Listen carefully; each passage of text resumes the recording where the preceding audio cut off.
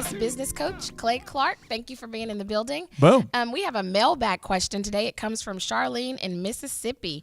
She says, how do I get more done and get more organized? I hear about you with your 5 kids and the different businesses, and I just don't know how you can fit it all in and then also find time to write books, do speaking events, etc. And you do keep a really wicked pace. So how do you do that, Clay? Well, one is you've known me through all different phases of life, and so I can tell you, Charlene, one thing that's important is never compare yourself to somebody who you don't want their lifestyle. That's a good tip. So you need to, like, just overall, if you want the lifestyle that I live or the goals that I have, then you should worry about that. But you want to define right now. So step number 1 here, okay, is you want to define a crystal clear description of the person that you want to be. Gotcha. So don't let me decide that. Okay. And I'm just being real. I mean, I've got a very good friend, Sharita, who's a very good friend, who his stated goal is to live off the grid and to do software development and to really minimize phone calls, emails, interactions, trips to town. Yeah. He just wants to be... That's his crystal clear goal. That's his thing. So I would go nuts if I lived... Not yours. Right. So you want to define the 5 Fs. We're going to fire them off, okay? Sweet. So you've got the faith. Faith. This is the F5. We live in Oklahoma. It's kind of the tornado capital of the world here. This is like the life tornado, okay? So here we go. Yeah. You want to define your goals for your faith, for your family, for your finances, for your friendships, and for your fitness. Just define those goals, and don't let anybody else put those goals on you. I talked to a young lady yesterday who is a fitness competition lady, probably, 2% body fat, and she walks around just rocked up. That doesn't mean that she's wrong or weird because she's obsessed with fitness. It just means that that's what she's obsessed with. She's crystal clear about her 100% vision. And I've watched the sacrifices that she makes to be successful in that area. Carbs, everything. I mean, seriously, she just sugar, carbs, TV. Right. I mean, she's in the gym all the time, but she feels good about achieving her goals. She's being true to herself. Absolutely. And so I'm going to give you a little fact that I think blew my mind away, a mystic statistic I want to share with you. Sweet. It says 52.3% of people are unhappy at work, according to a new report from the Conference Board, the New York-based nonprofit research firm. This was published in Forbes, okay?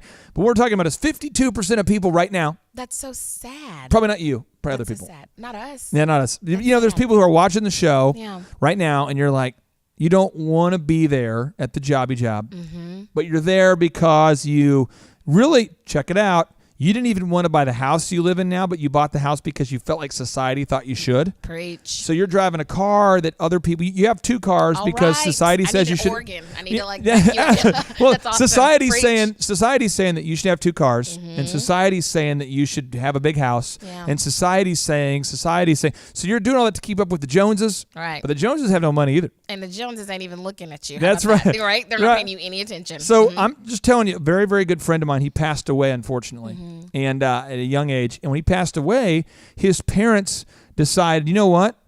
We just want, because they looked back at the son they lost, and they're like, maybe we wish we would have had more time. They're not like in regret. They just are going, we have 2 other kids. Let's make some changes. Right. So they decided to have 1 car. So true story. She drives him to work, drops him off, and he has 1 car. He does not have a cell phone. She has a cell phone. And when he's at work, he doesn't have a cell phone. You can call the office. And they've cut their expenses in every area in half. Right. And they are super happy. And it's a neat story. But the F5, faith, family, finance. I love that. And how that's different for everyone else. You know what I mean? Like for each person, it's like you don't have to try to be like someone else and copy what they're doing. You have to be true to yourself. Absolutely. And the reason why you have to be true to yourself is because these are the statistics that are showing this. Another study that was done, it was featured here, unbelievable. It says only 43% of survey respondents said that achieving the American dream is possible in this economy, according to a recent survey from personal finance site LearnVest and Chase Blueprint. This was published in Huffington Post. What are we saying? The American dream isn't, who cares if it's possible if it's not your dream? Right. It has to be personal. Like, I might not want, if you don't want kids, if you don't want to own a house, if you want to travel, if you do want kids, it's a personalized vision that you have to have for your life. And I'm just trying to give specifics to help you. Yeah, that's good. So many people feel this pressure to go on vacation. Yeah. And some people want to go because they love it. Right. So ask yourself. These like areas. I like to travel. Like that's important to me. You know what I mean? Faith, so, right? Family. For family, she likes to travel. Right. Family, right? Faith, family, finance, fitness, friendships. Think about that. So for me, I like to have very few relationships. Me too, but I want deep quality ones. Yes. That's me. But I know a very good friend of mine, he loves meeting. We just talked about it. And he goes, I'm trying to network with as many business owners as possible and take them fishing.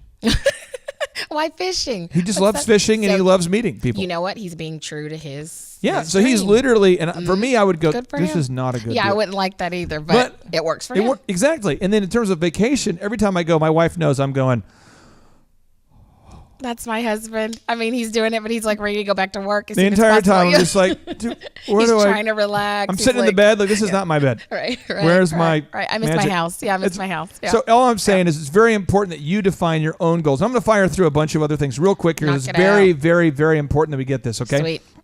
A notable quotable that I thought was fabulous by Stephen Covey. He says, but until a person can say deeply and honestly, I am what I am today because of the choices I made yesterday, that person cannot say I choose otherwise. What we're saying is if you're discontent, you're not successful right now, but you're not able to look at your choices and to say, I am where I am because of what I've done. Right. I had a knockout, drag out conversation with a person who used to work here about a year ago. And he was like, the reason why I'm at right now is because of these financial situations. And I'm like, bro. Listen, I grew up without financial, we didn't have a big financial windfall. We weren't wealthy. We didn't have a lot of money. Right. My wife's had a couple miscarriages. We've had surgeries. Yeah. We've had family illnesses. We've had all that. But you know what we've done? We lived without air conditioning, and we drove one car that we bought for $1,000 that was paid for.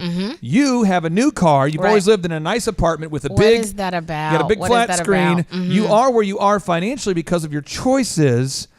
If you want to live a different way, you have to take responsibility. That's right. Right. So we're just talking about number one, this first big step here is you really, really have to define where you want to be. Another notable quotable from Michael Hyatt. He says, what could be a better use of your time than establishing a game plan for your life?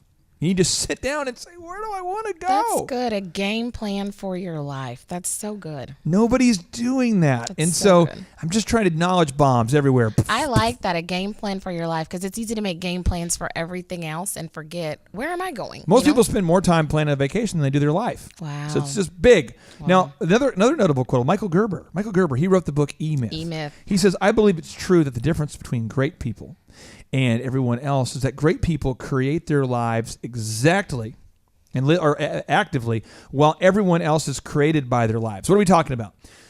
Successful people sit down and say, this is how I want to do it. This is where I'm going. This is what I want. Purposeful. They're purposeful. I went to Dr. Zoellner's house the first time, and we go into that man cave. Yeah. And he literally has it's like a cave, like stone sort of deal with this fireplace, and he looks out over the water, and I'm going, wow, that's awesome. Right. This is nice. But he designed it that way. Yeah. Intentional. And not immediately. He didn't grow up wealthy. Right. Over time, he had to design his life actively. So, Thrivers, big stuff. Final notable quotable I want to give you here. This is from Tim Ferriss, the author of The 4-Hour Workweek. He has a fabulous knowledge bomb. He says, a person's success in life can usually be measured by the number of uncomfortable conversations he or she is willing to have. Whoa, that's good. So, I'm saying that the way you live is if you sit down with your F5 and you really, really define where you want to go, it's not going to be where most people want to go. Right. That uncomfortable conversations part.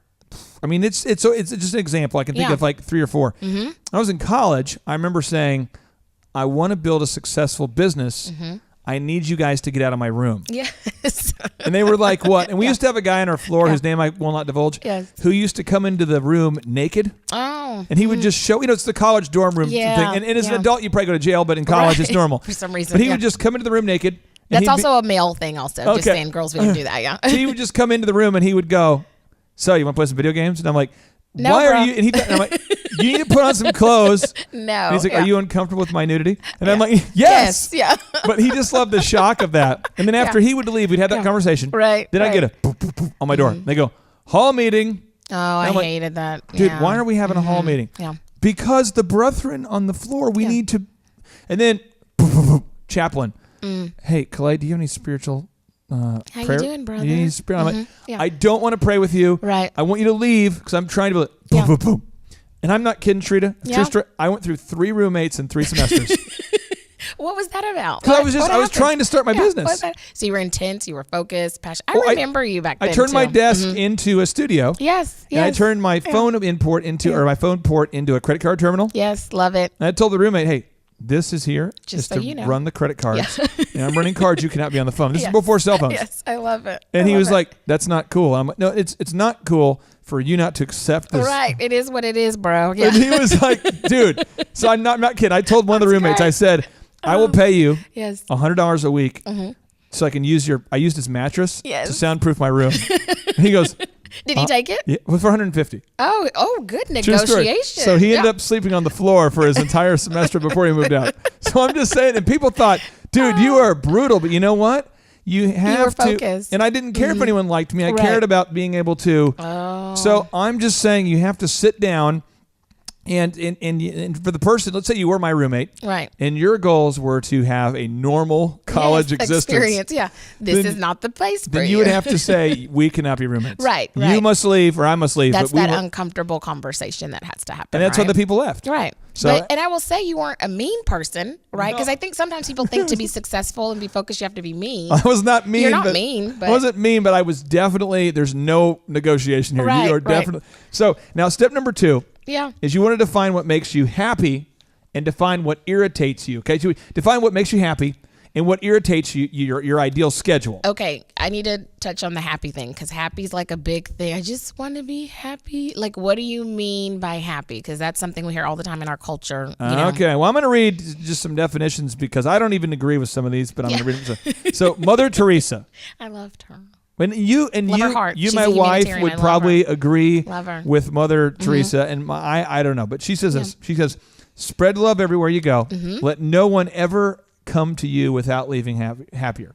Okay, what's wrong with that? Why don't you? I don't agree with it. Why? Because I don't care if you're happy. Really? At all. I care if I'm happy. And then, so like example. But that sounds so mean, and you're not a mean person. Okay, that's true. But here's an example. Yeah. Like my dad, we went down to Waco. Yes. And he's, unfortunately dying of ALS. Yeah. And so he wanted to do a big thing for my dad. Yeah. So we took him down there for his high school reunion. Awesome. And it was awesome. Yeah. And he got a chance to see people he hadn't seen since high school. Sweet. Had a chance to just live the high school moments. Yeah. To greet people. Share stories with them and just be there. And he had connections with those people. I mean, that was a small, tight-knit 1971, community, right? Waco, Texas. Awesome. And so he was a valedictorian and he was the top basketball player. And so he's got the mask on and stuff. Yeah. But for him to be convenienced, everyone else had to be inconvenienced. Right. So I said openly to him, I said, right. Dad, I'm here to serve you for this weekend. That's awesome. And then I said, and that's the last act of kindness I'll ever do. And I was just joking. I did. I was just joking with him. I did say it because I was just messing with my dad. And my dad's like, well, hey, thanks a lot. Thanks. So we go there. So we're sitting out. We're going out to this Mexican restaurant. And one of the people with us says, Tom, I think you should do boom, boom, boom and get some rest. And I said, Tom, Dad, Dad, do you want to get rest or do you want to party? Do you want to rock on? Do you want to party? And he goes, I really want to be outside right now. Nice. And enjoy this time with people.